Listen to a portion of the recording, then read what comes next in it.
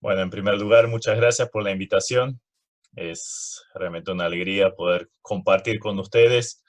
Esta fecha estaba agendada, no me acuerdo desde cuándo, eh, pero hace muchos meses y antes de que apareciera coronavirus y compañía.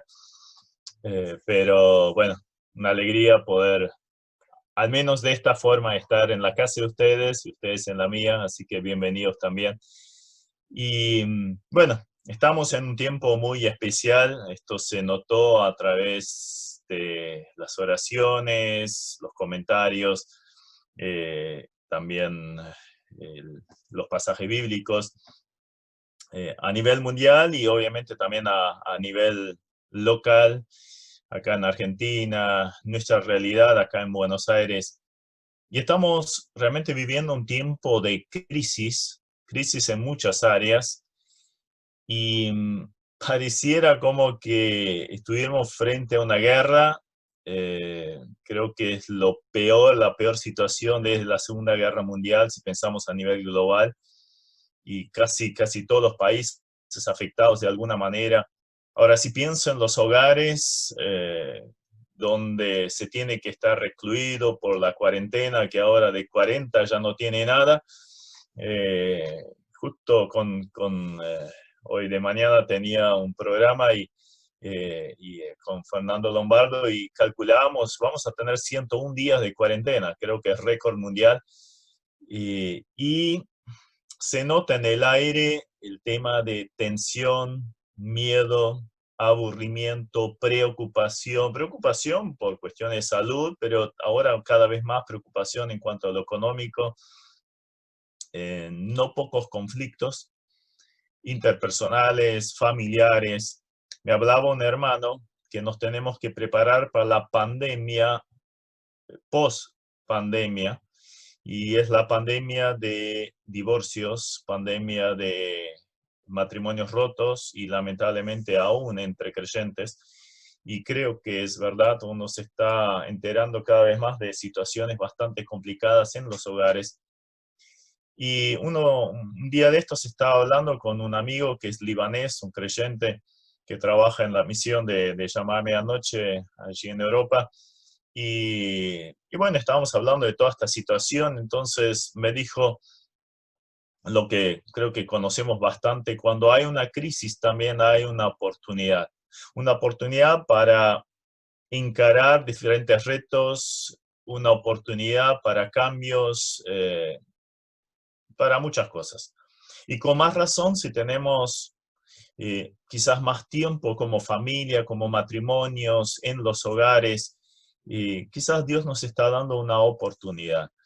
Y justo de esto quisiera hablar un poquito, mostrando crisis en diferentes hogares que encontramos en la Biblia y luego trasladándolo obviamente a nosotros con alguna aplicación.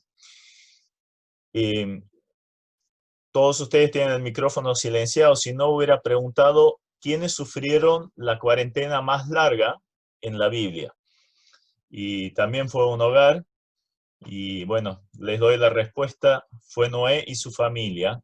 Si no me equivoco, eran 370 y, no sé, y algo de días. Así que todavía estamos lejos de eso. No llegamos ni al tercio con la cuarentena que vamos a tener en cuanto a Noé. Así que les invito a buscar Génesis el capítulo 7, el versículo 1. Génesis 7, versículo 1. Allí, eh, en una situación de crisis moral realmente trágica que había sobre la tierra en ese momento, al punto tal que Dios dijo: basta, ya no va más, toda esta humanidad la voy a exterminar. Entonces llama a Noé con una tarea especial, de construir el arca, y durante 120 años estar predicando, invitando, advirtiendo del peligro del juicio, pero también invitando luego pasar al arca. Y allí en el 7:1 dice: dijo luego Jehová a Noé: entra tú y toda tu casa en el arca, porque a ti he visto justo delante de mí en esta generación. Y bueno, sabemos cómo siguió la situación. Tuvieron que aislarse, tuvieron que entrar al arca con los animales. Eh, la familia Noé obedece, creen en la palabra de Dios, se aíslan y con eso salvan su vida y la de todos los animales que entraron allí. Entonces, por un lado, ya el concepto de preservación por encierro, que es bastante similar al que tenemos hoy en día y que nosotros tenemos muchas más libertades que esta pobre familia. Pero quiero enfocarme a otra enseñanza que aparece en este pasaje. Creo que en algún momento lo habré nombrado en otro mensaje, pero me gusta mucho esta expresión y por eso la repito. Cuando Dios le da la orden, entra tú y toda tu casa en el arca, está diciendo algo muy especial. No lo tenemos que interpretar de la forma como que si Dios y Noé estaban hablando acá y el arca allá lejos, y ahí dice, bueno, ahora entra al arca y Dios se queda como de este lado. No, es al revés. La palabra entra en este contexto y en el original tiene la idea como cuando nosotros recibimos a alguien a casa. Alguien toca timbre y estamos adentro y le decimos, vení, entra, pasá. O sea, nosotros estamos adentro y hacemos pasar a la otra persona. Esa es la expresión que aparece acá. O sea, ¿dónde estaba Dios? Ya estaba dentro del arca. Fue Dios el que lo hizo construir el arca. Fue Dios que los hizo entrar al arca. Fue Dios que ya estaba dentro del arca antes de que se cerrara la puerta, que Dios también cerró. ¿Y quién envió el diluvio? También Dios. Entonces, todo estaba bajo control de Dios, pero ¿dónde estaba la presencia de Dios? En el arca con esta gente. Ahora, vemos entonces una crisis, pero que se cambió en una tremenda bendición para la familia de ellos y con esto toda la humanidad. De hecho, todos somos hijos de Noé de alguna forma, de alguno de sus hijos. Entonces, Dios preservó toda la humanidad a través de la obediencia de esta persona. Entonces, también podemos ver una bendición asociada con este encierro. Obviamente, también hay un paralelo mucho más serio en esto que Dios cerrará la puerta y podríamos trazar el paralelo a Juan 3:36, el que cree en el Hijo, en Jesucristo, tiene vida eterna, pero el que rehúsa creer en el Hijo no verá la vida, sino que la ira de Dios está sobre él. Entonces llega un momento que se cierra la puerta de la oportunidad. No sé si todos los que me están escuchando en esta noche son hijos de Dios. Si hubiera alguien que no lo fuera, cuidado, esta puerta se puede cerrar en cualquier momento. En cualquier momento nos puede sorprender la muerte. No interesa si somos jóvenes o mayores, si tenemos salud o no, puede pasar un montón de cosas. Entonces, ¿tenemos seguridad? Entonces, si no la tenemos, entra por la puerta. ¿Quién es la puerta? Jesús. Yo soy la puerta. El que por mí entrare será salvo. Cree en el Señor Jesucristo y será salvo. En el hecho de entrar por esta puerta, no solo será la salvación para nosotros, sino, como fue el caso de Noé, de bendición para otros.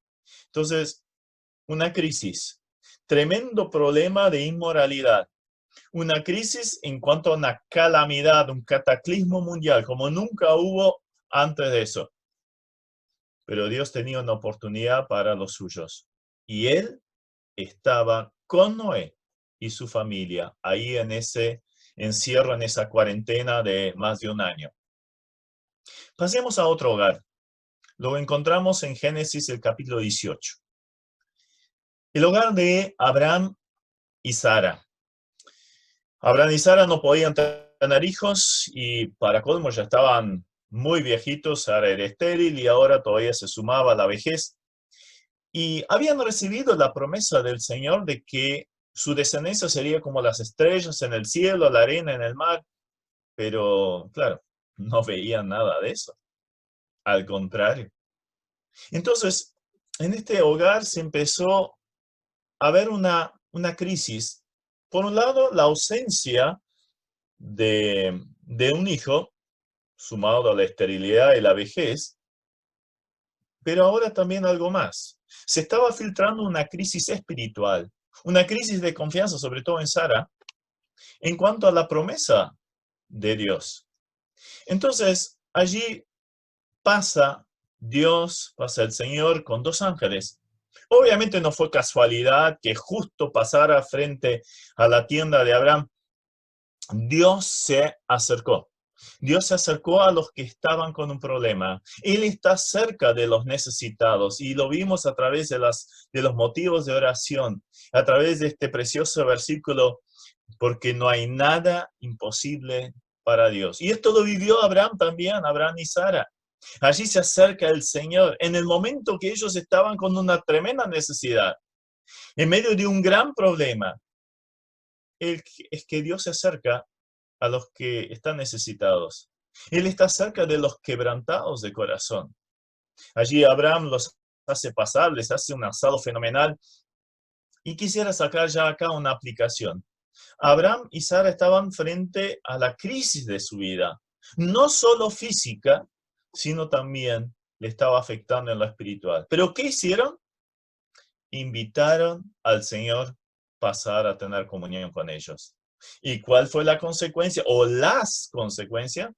Bueno, bendiciones en formas muy variadas. Y esto lo vamos a analizar un poquito. En el 18:10 dice, entonces dijo Dios, de cierto volverá a ti y según el tiempo de la vida, esos son 9 meses, he aquí que Sara, tu mujer, tendrá un hijo.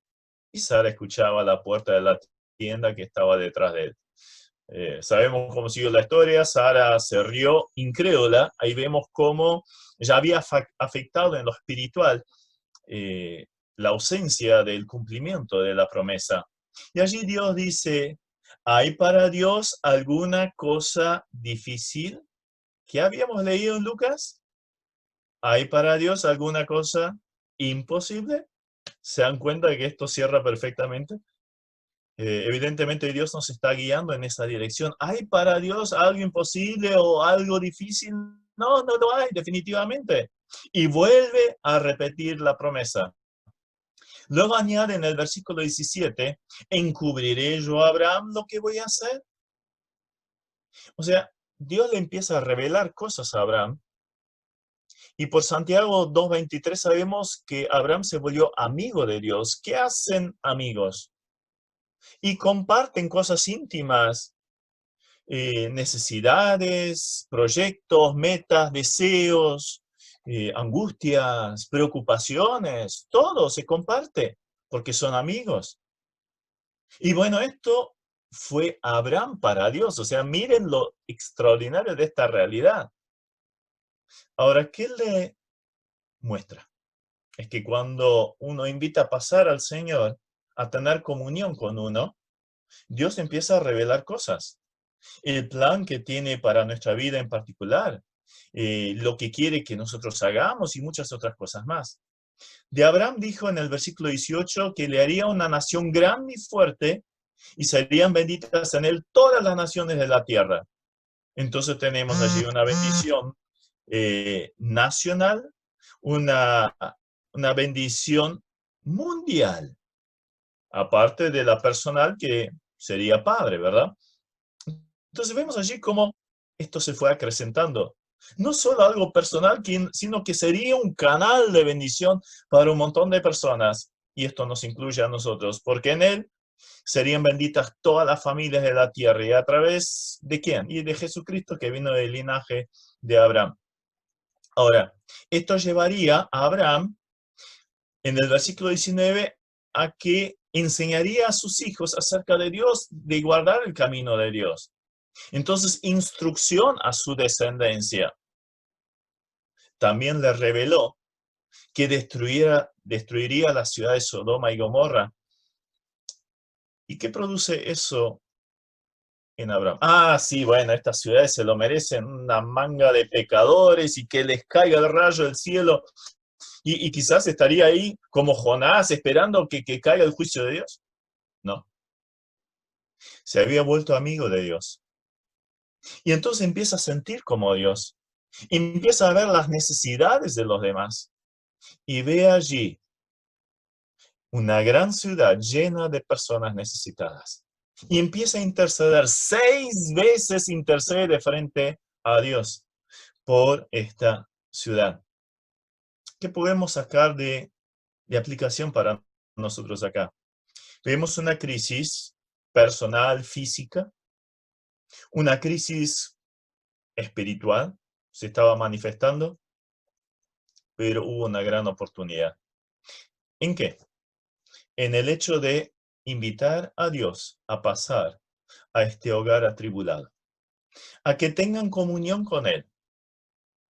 Entonces, estamos en una crisis. Entonces, invitemos a pasar al Señor, a que tenga un lugar central en nuestra vida en lo particular, en nuestra vida en lo matrimonial, en nuestra vida en lo familiar. Estos días hablaba con un matrimonio que tienen 2 hijos y yo les preguntaba, porque tenían algunos temas bastante complicados, y yo les preguntaba, ¿ustedes hacen devocional juntos? ¿Leen la Biblia con sus hijos? No. Em, y justamente esto se estaba demostrando ahora. El hijo mayor se estaba apartando y buscaba las cosas del mundo, y el más chico le seguía. ¿Por qué no invitamos a Dios a pasar a nuestro hogar? Ahora no hay excusa, generalmente la mayoría de nosotros estamos todos en casa, entonces, ¿por qué no lo hacemos? Tener un culto familiar, un devocional personal, mensajes que podemos escuchar. Ahora las redes explotaron, un montón de gente grabando mensajes, maravilloso. Quizás tengan un estante con libros y algunos sin leer. ¿Por qué no aprovechar? Invitar a que Dios forme parte de nuestra vida. No llenarnos de series, de novelas y etcétera, ¿no? ¿Por qué no le damos a Dios un primer lugar en nuestra vida? Démosle el lugar que corresponde, que quizás hace rato ya no tenía, o en una de esas hasta nunca tuvo. Esta crisis es una oportunidad. Y esto va a redundar en bendición porque vamos a empezar a conocer más a Dios. Y este es su deseo, ese es su anhelo, que lo conozcamos más. ¿Cuántas veces Pablo ora por las diferentes iglesias que sean llenos del conocimiento de Dios? ¿Cómo se logra esto? Y estando en la presencia de Dios, invitando a pasar a Dios, a formar parte de nuestra vida, de nuestro hogar. Pero esto le llevó a Abraham a hablar a sus hijos. Veo unos cuantos chicos. Hablamos a nuestros hijos de Dios. Leemos con ellos un devocional, oramos con ellos, les hablamos de las cosas de Dios. Hablamos a familiares, vecinos. La palabra ahora están mucho más sensibles. Cuando estamos cerca del Señor, Él nos empieza a revelar su voluntad. Empezamos a palpar la necesidad de los demás. Empezamos a tener el corazón que Él tenía cuando estaba aquí en la tierra y cuando vio las multitudes que eran como ovejas sin pastor, como ovejas sin pastor. ¿Qué tuvo? Tuvo compasión. Hasta lloró por Jerusalén y su gente. Entonces, cuando empezamos a acercarnos a Dios, a buscar su comunión, empezamos a tener ideas, empezamos a ver gente. No giramos alrededor nuestro nomás. Empezamos a ver la necesidad. Vemos necesidad de gente que están listos para el juicio. Sodoma y Gomorra, el mundo prediluviano, estaban al borde del juicio de Dios. Pero allí había una persona que invitaba a pasar. Había una persona que intercedía por estos perdidos. ¿Estamos orando por inconversos? ¿Por cuántos inconversos oraste hoy? Una pregunta. Cada uno se puede responder a sí mismo. ¿Por qué no hacemos una lista de oración? Todos los inconversos conocidos, compañeros, amigos, familiares, y los ponemos a lo largo de toda una semana. Para que no tengas toda una lista todos los días, si querés orar todos los días por ellos, bueno, maravilloso, pero quizás sean muchos. Entonces, distribuirlos a lo largo de la semana. Y durante esta semana, oraste por una gran cantidad de inconversos.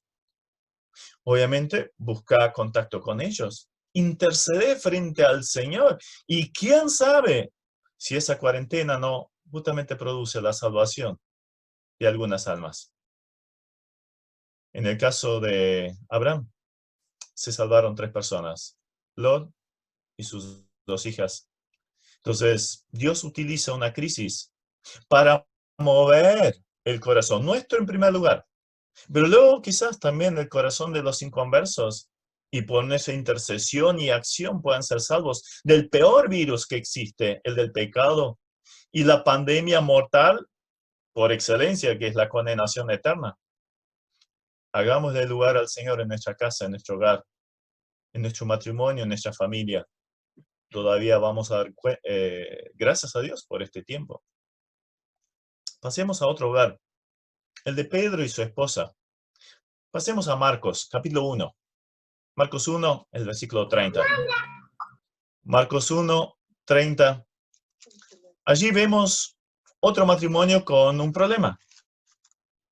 Allí tenían una enfermedad en la casa. Dice, y la suegra de Simón estaba acostada con fiebre, y enseguida le hablaron de ella. ¿Quién le habló? Y Pedro y la esposa. Le hablaron a Jesús. Jesús, ¿dónde estaba? Y lo hicieron pasar. Lo mismo que veíamos en los casos anteriores. ¿Dónde estaba el Señor? Allí donde había gente necesitada. Y para colmo lo hicieron pasar a la casa. Y enseguida le presentaron el problema al Señor. Y obvio, ¿cuál fue la reacción del Señor? Ya no lo podemos imaginar, ¿no? Él sentía con la gente, tenía compasión con la gente, como recién dijimos también. El dolor de ellos era el suyo. Y vemos que Dios actúa, recién lo escuchamos a través de un testimonio de las oraciones de ustedes y en vuestra iglesia, como Dios está obrando. Milagros, sí, produce milagros. ¿Sí? ¿Hay para Dios alguna cosa imposible o difícil? No, no lo hay. No siempre es su voluntad, pero podemos confiar en Él. Allí dice en el 31, entonces Él, Jesús, se acercó y la tomó de la mano y la levantó. E inmediatamente la fiebre la dejó y ella le servía. Dios actuó, específicamente el Señor Jesucristo. Ellos lo habían invitado a pasar, tenían comunión con Él, le presentaron su motivo de oración y el Señor actuó. ¿Cuál fue la consecuencia inmediata? El servicio. Es que un corazón agradecido por la presencia y el actuar del Señor no puede de otra forma. Tiene que servir al Señor. Ahora, es interesante que esto no quedó acá. Podríamos decir, Pedro, su esposa, la suegra, podrían haber hecho un asado ese día, festejar, estamos re bien, gracias a Dios, la suegrita está sana. No, ¿qué hicieron? No fueron egoístas. Al rato esa información circuló por toda Capernaum, al punto tal que a la noche pasó lo siguiente, versículo 32. Cuando llegó la noche, luego que el sol se puso, le trajeron todos los que tenían enfermedades y a los endemoniados, y toda la ciudad se agolpó a la puerta, y sanó a muchos que estaban enfermos de diversas enfermedades, y echó fuera muchos demonios. ¿Nos damos cuenta? O sea, fue un reguero de pólvora. Pedro y la esposa no quedaron callados.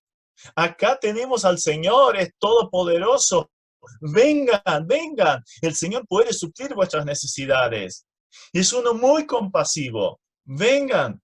Y se acercaron al punto que se agolparon, dice allí, una multitud de enfermos y endemoniados. Pedro y su esposa no los echaron. Ellos habían recibido una gran bendición y ahora la comparten. Deseaban lo mismo para los demás. Unos días más tarde, Jesús volvió allí al mismo lugar, a la misma casa, y dice en el 2:1 que se escuchó que Jesús estaba en casa. ¿Dónde era la casa de Jesús? ¿No era Nazaret? Sí, ahí se había criado, pero allí no lo querían. Él está donde lo quieren, donde lo invitan a pasar, donde se sienten cómodos con Él, donde disfrutan la comunión con Él. Y eso fue la casa de Pedro. Allí se sentía en casa. Y otra vez, ¿qué pasó? Se juntó otra vez una gran cantidad de personas enfermas y bueno, necesitaban escuchar la enseñanza del Señor Jesucristo. Y era tanta gente apretada allí en la casa que ya no había forma de entrar. Y allí aparecen 4, o más bien 5. Uno de ellos muy necesitado. Y no pudieron acercarse al Señor. ¿Qué hicieron? Subieron al techo, le rompieron el techo. Y cuando empezaron a caer los pedazos de techo allí, yo me imagino Pedro y la esposa mirando para arriba. ¿Y ahora qué está pasando? Y ahí vieron asomarse una cara llena de angustia, pero también de esperanza. Seguramente reconoció a alguien del pueblo. Y Pedro no salió corriendo con su facón de pescador para sacar al tipo de arriba, los que le estaban destruyendo la casa. No, no. Él empezó a sentir como Jesús. Es que al estar en compañía de Jesús, uno empieza, así como Abraham, a sentir como él. Allí había un hombre necesitado de sanidad, pero algo más importante todavía, de perdón de pecados. Y fue lo primero que Jesús le otorgó. ¿Valió la pena ese sacrificio? Esta noche Pedro y la esposa tuvieron que hacer una limpieza fenomenal por todo lo que había caído allí. Y si había otros enfermos, hoy sería todo un tema, ¿no? Nuestras esposas estarían allí con lisoform, con cloro y no sé cuántas cosas más, alcohol en gel, y es que se había llenado de enfermos la otra vez, ¿no? Todo un tema, ¿no? Y para colmo, endemoniado. Yo preferiría no tener un endemoniado en mi casa. Pero allí había personas que sentían como el Señor. Entonces le abrieron las puertas, aunque le costó un agujero en el techo. Esa noche seguramente se durmieron mirando las estrellas. Espero que no haya estado lloviendo, porque si no, hasta con baldes tendrían que estar ahí abajo. ¿Pero valió la pena? Por supuesto que sí. Este hombre, y a mí me encanta imaginarme, ¿no? Obviamente esto ya no es bíblico, eso es imaginación propia, ¿no? Imagínense este hombre de viejito, ya abuelito, quizás con sus nietos encima. La casa de Pedro queda justo entre la sinagoga y el mar de Galilea y el puerto. Entonces allí pasaba toda la gente y ahí iría quizás de la mano de sus nietitos o los nietos de la mano de él y dice, ay chicos, no saben lo que pasó en esta casa. Sí, abuelito, ya lo contaste 1000 veces. Es que imagínense una casa donde una persona conoce a Cristo. Ahora, pasemos esto a nosotros. Una casa abierta a los necesitados, pero en primer lugar, esto solo surge, uno solo tiene esa pasión cuando uno hace entrar a Jesús. Cuando tiene mucho lugar y presencia y enseñanza en ese hogar, entonces uno empieza a sentir como Jesús y quiere hacer partícipes a los demás de la realidad que nosotros estamos viviendo, de las bendiciones que nosotros recibimos. Aparte de la salvación, algunas que ustedes nombraron. ¿Alguna vez pensaste recibir visita en tu casa? Bueno, quizás diga, bueno, tenemos la cuarentena, pero tenemos estos medios, una llamada, una videollamada. Llama a tu compañero de trabajo, llama a tu vecina, hacela partícipe, un mate en cada lado, no comparten bombillas por las dudas, ¿verdad? Cada uno en su casa. Y empiezan a hablar. Van a escuchar enseguida angustia, necesidad, preocupación, miedo y quién sabe cuántas otras cosas más. ¿No es una persona necesitada de Jesús? En primer lugar la salvación y después las otras cuestiones. Hagámoslo pasar. ¿Qué otro servicio se podría realizar de la casa? Tanto como lo hizo la suegra de Pedro. Enseguida se puso a servir y haciendo comida probablemente, o limpiando, qué sé yo.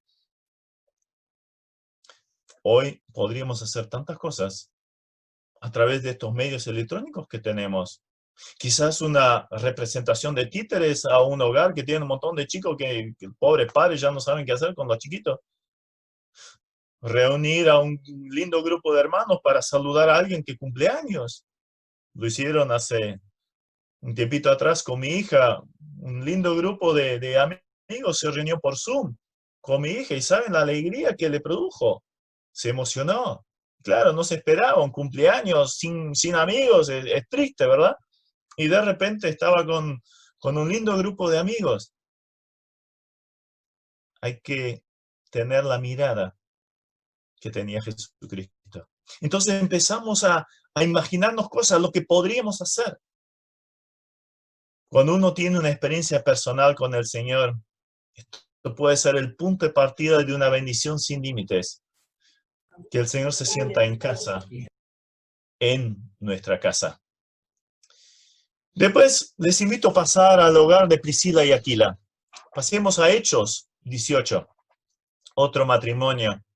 Su historia se encuentra en el momento de la expansión del cristianismo y los viajes del apóstol Pablo. Este matrimonio aparece 6 veces nombrado en el Nuevo Testamento. Ellos estaban radicados en Roma y probablemente se habían radicado ahí por cuestiones laborales, porque ellos eran originarios del Ponto, que queda al noreste, cerca del Mar Negro, o sea, un lugar bastante alejado. Pero bueno, la cuestión, se habían radicado en el centro del Imperio Romano. Y de repente se armó una persecución. Tuvieron que salir corriendo. No sé si con opuestos, si pudieron llevar algo, la cuestión es que tuvieron que salir. Y allí se establecieron por un ratito en Corinto. Miren lo que dice en el versículo 2. Y Pablo halló un judío llamado Aquila, natural del Ponto, recién venido de Italia con Priscila su mujer, por cuanto Claudia había mandado que todos los judíos saliesen de Roma. O sea, una persecución de judíos fue eso. Entonces, tuvieron que salir, se establecieron, llegaron justo a Corinto, en Grecia, y allí fue a ellos. Y como era del mismo oficio, se quedó con ellos y trabajaban juntos, pues el oficio de ellos era hacer tiendas.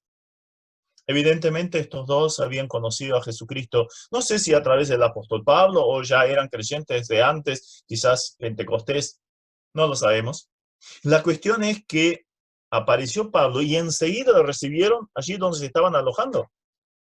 Imagínense, venían de huir, de escapar, no sé con cuánto. No solo recibieron a alguien, sino que hasta le dieron trabajo. Evidentemente tenían un corazón impactado por Jesucristo. Entonces vieron la necesidad y ayudaron. Luego el apóstol decide seguir viaje y va a Éfeso. Ellos se van con él, o sea, evidentemente ni siquiera se habían establecido bien en Corinto. Recién habían llegado allí. Van con Pablo a Éfeso y ahí sí se establecen. Y Pablo luego sigue viaje. Entonces era un hogar abierto a siervos, pero viene algo más. Recién se estaban estableciendo en Éfeso, fíjense esto. Siguieron con lo mismo que estaban haciendo en Corinto. Versículo 24. Llegó entonces a Éfeso un judío llamado Apolos, natural de Alejandría, varón elocuente, poderoso en las escrituras. Este había sido instruido en el camino del Señor y siendo de espíritu fervoroso, hablaba y enseñaba diligentemente lo concerniente al Señor, aunque solamente conocía el bautismo de Juan. Versículo 26. Y comenzó a hablar con denuedo en la sinagoga.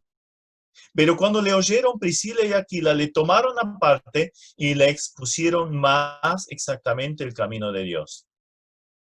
Y queriendo él pasar a Acaya, los hermanos le animaron y escribieron a los discípulos que le recibiesen. Y llegado él allá, fue de gran provecho a los que por la gracia habían creído. Por lo tanto, ¿qué vemos acá? Vemos un matrimonio que, a pesar de las circunstancias más adversas que estaban pasando, tremenda crisis. O sea, habían perdido su hogar, su negocio. Tuvieron que establecer uno nuevo. Ya habían recibido al apóstol Pablo. Luego recibieron a Apolos. Un hombre con un gran potencial, pero con fallas doctrinales. Lo instruyen, le hacen un discipulado, lo apoyan, lo animan. Vos sos un gran predicador. ¿Por qué no vas? Y lo encaminaron, lo acompañaron indirectamente, encomendándolo. Escribieron cartas.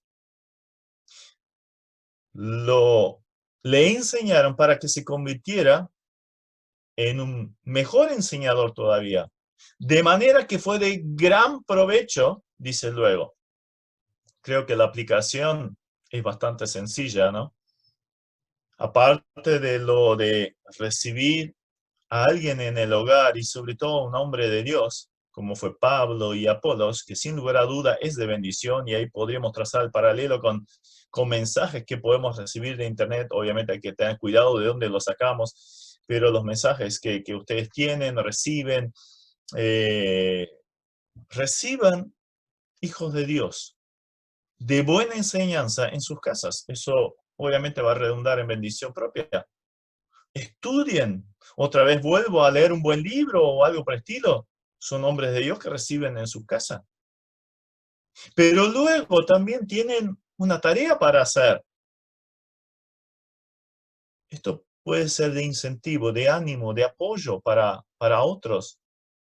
Hoy vivimos en un tiempo en el cual por todo este encierro, quizás tengamos más tiempo. ¿Por qué no hacer un discipulado con alguien? ¿Por qué no acercarlo más? Siempre hay una generación atrás nuestro que sabe menos, más jóvenes, de encaminarlos. Vení, ¿por qué no nos juntamos a orar? ¿Por qué no nos juntamos a leer un pasaje de la Biblia y animarnos mutuamente y quizás transmitirle una enseñanza, ayudar en el crecimiento, en el desarrollo? Pero yo no soy del que está parado en el púlpito, no sirvo para esto. Pero en el uno a uno, ¿cuántas bendiciones se pueden transmitir? ¿Cuánta enseñanza? Y quién sabe, después esa otra persona sale por ahí, va y predica y es de gran provecho para otros. ¿Podemos hacer esto? Son oportunidades. Hay crisis, sí, estamos en una crisis. Pero mientras giramos alrededor de nuestra crisis, perdemos de vista la mirada del Señor. ¿Recuerdan cuando estaba allí junto al pozo de Sicar, cansado del viaje, con sed? Ahí vino y habló con la mujer samaritana, le da agua, y después vienen los discípulos que habían salido a comprar comida, y allí le quieren hacer comer. No, no, yo tengo otra comida. ¿Cuál? Pero ¿quién le habrá venido a traer comida? Levanten la mirada, dice. Los campos están blancos para la siega. Allí venía la gente de Sicar. Entonces, cuando empezamos a dejar de girar alrededor de nuestras necesidades, empezamos a levantar la mirada, empezamos a ver personas necesitadas, rostros demacrados, angustiados, preocupados, familias con necesidades. Empecemos a levantar la mirada. Quizás simplemente tenés que mirar arriba de la reja del vecino. Quizás a través de una pantalla, a tu compañero de trabajo, de la facultad, del colegio. ¿Cuántos hay que ahora están preocupados, angustiados? Y justo lo que nos leíamos ahí en el pasaje de Romanos, a los que les falta amor, a los que les falta esperanza, a los que no tienen fe, no tienen paz, no tienen paciencia. Bueno, nosotros la podemos tener a través de la crisis, acercándonos al Señor, aferrándonos de Él, dándole el lugar que corresponde. Nosotros podemos tener esto y esto enseguida se palpa, se siente. Los demás van a preguntar, pero ¿por qué estás tan tranquilo a pesar de todo lo que está pasando? Y ahí ya tenés la oportunidad para hablar. Y hay algo más. Este matrimonio mandó mensajes, mandó cartas preparando el camino para este Apolos. O sea, transmitieron a través de los medios tecnológicos que tenían a disposición en aquel entonces, mensajes positivos. Mensajes de, en este caso, de encomendación de una persona, para que le abrieran la puerta y luego él fue de gran bendición. Yo pienso en cuántos mensajes estamos recibiendo y transmitiendo, reenviando. No sé si les pasa a ustedes lo mismo, a mí me llenan de mensajes, videos, comentarios, y no sé si el 80% son negativos. El virus estaba planificado, China, Bill Gates, la vacuna, el chip, la ubicación de todas personas, el control de toda persona. O sea, puede haber realidades atrás de esto. Y sabemos hacia dónde va. El mundo está bajo el maligno. Y diferentes decisiones que se toman en altos niveles, y es muy probable que no vayan en la dirección más santa. Puede haber ideas atrás no muy buenas, pero ¿tenemos que reenviar esto? Mensajes de miedo, algunos hasta dudosos, criticando gobiernos, etcétera. No interesa el color, color político al cual adherimos. Sabemos que este mundo está bajo el maligno y obviamente van a tomar decisiones que no son muy bíblicas, que digamos, pero somos nosotros los que nos tenemos que levantar para proteger nuestros derechos. ¿Cuál es nuestro mensaje? ¿No debería ser un mensaje, como recién escuchamos, de paz, de amor, de esperanza? ¿No deberíamos ser luz y sal en este mundo que realmente se está volviendo cada vez más oscuro y cada vez más desabrido y podrido? Esto es lo que necesita nuestra gente. Esto es lo que necesitan nuestros vecinos y compañeros. Entonces, en medio de una crisis, una explosión de oportunidades. ¿Cuál de ellas vamos a aplicar a nuestra vida? De las que nombré, y pueden ser 1000 otras, pero hay que estar cerca del Señor. Todo tenía en común. Todos los casos que nombramos, el Señor estaba en el hogar. El Señor ocupó el lugar que le correspondía. Y allí esto se convirtió en bendición personal y luego se extendió. No solo para una persona, no solo para una familia, eso se extendió y se fue extendiendo como cuando uno tira una piedra en un estanque y esas olas concéntricas se van agrandando cada vez más hasta llegar a las orillas. Es nuestra oportunidad. ¿Qué lugar vamos a ocupar en medio de esa crisis? ¿Qué lugar quiere Dios que ocupemos? Pero claro, tenemos que estar muy cerca de Él. Dejemos de lado aquello que nos sirve, aquello que nos frena, aquello que nos daña, olvidándome ciertamente lo que queda atrás. Me extiendo hacia adelante. ¿A qué? Al llamamiento de Dios. ¿Cuál es nuestro llamamiento? Ir y predicar el Evangelio. Ser de bendición, servir al Señor, hasta que Él nos llame a la presencia. Sea por el virus, sea por la vejez, por una enfermedad, un accidente o lo que fuera. Tenemos un plan, o mejor todavía, el arrebatamiento. Y yo creo, realmente, viendo todo lo que está pasando en nuestro mundo, la venida de Cristo tiene que estar a las puertas.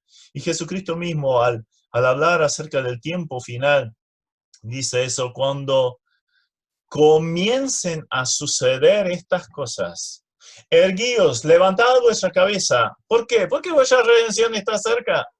Para nosotros la gloria, pero para los otros, Sodoma y Gomorra. ¿Qué hacemos de mientras? ¿Qué hacemos? Que el Señor nos encuentre como Priscila y Aquila, como Noé, como Abraham, dispuestos a servir, como Pedro y la esposa. Nuestro hogar, aún en medio de la crisis, puede ser una fuente de gozo, de paz, de esperanza para nosotros, y quién sabe hasta dónde llegan esas olas. Que el Señor nos guíe a ocupar el lugar que debemos. Y teniendo esa expectativa, nosotros sí tenemos esperanza. Pase lo que pase, aunque muramos, pero sobre todo teniendo presente, Jesucristo viene pronto. Lo esperamos a Él. Así que actuemos. No nos queda mucho tiempo. Sirvámosle a Él con todo el gozo. Y a la humanidad que nos rodea. Para su gloria, en el nombre de Jesús.